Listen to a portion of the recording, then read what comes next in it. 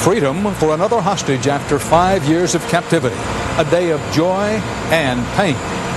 The William Kennedy Smith trial begins with a victory for the defense and a Money Crunch special report on kickoff weekend for holiday shopping. Was it a boom or a bust? This is the CBS Evening News. Good evening. Dan Rather reporting. The long Middle East hostage case may be down to its final moves. It could be all over in days after a series of deals, including at least one with Iran. The latest American to be released is getting a checkup at the U.S. military hospital in Wiesbaden, Germany. CBS News correspondent Peter Van Sant is there. Exhausted and frail, Joseph Sicipio arrived in Germany tonight, bearing the scars of 1,908 days in captivity. I am happy it's over. I would like to put it all behind me, and I would like to get going to the next day as my first new day of my new life. His spirits were high as he reunited with his wife, who stayed in Beirut throughout her husband's ordeal. Sicipio arrived at the Air Force Hospital in Wiesbaden, where doctors are worried about his condition.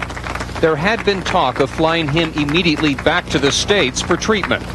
Less than 2 months ago, Sicipio underwent emergency surgery in Lebanon for an undisclosed problem. So I'm happy about that, or I may not have been here this day. 2 Americans remain prisoners, Alan Steen and Terry Anderson, who has been held nearly 7 years.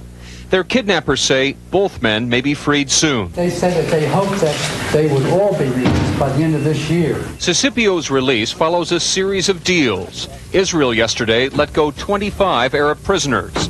And the United States today gave Iran back $260 million it had seized after the Islamic Revolution. How are you feeling, sir? Terrific right now. Better than I've ever felt. Joseph Sicipio says he was cut off from the outside world. No information. He has now learned that his oldest son and a sister died during his captivity. This day of freedom is also a day of pain. Peter Van Sant, CBS News, Wiesbaden, Germany. This is Jacqueline Adams in Norristown, Pennsylvania. Helen Fazio was determined to dance with her brother Joseph Sicipio again, no matter how long his captors held him. Friends say that fierce determination has kept her alive through her own battle with cancer. I said to my doctor, I want to keep fighting.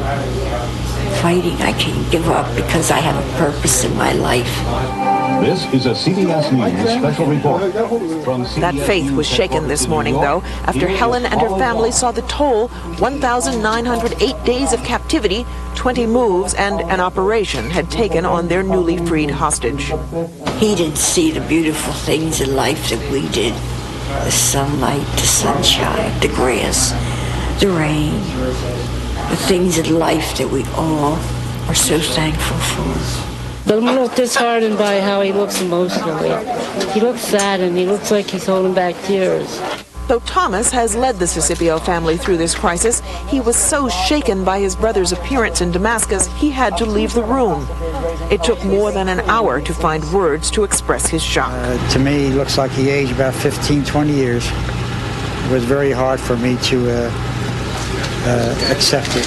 Lead us not into temptation, but deliver us from evil. Today's emotional peaks and valleys have mirrored those of the last long 5 years.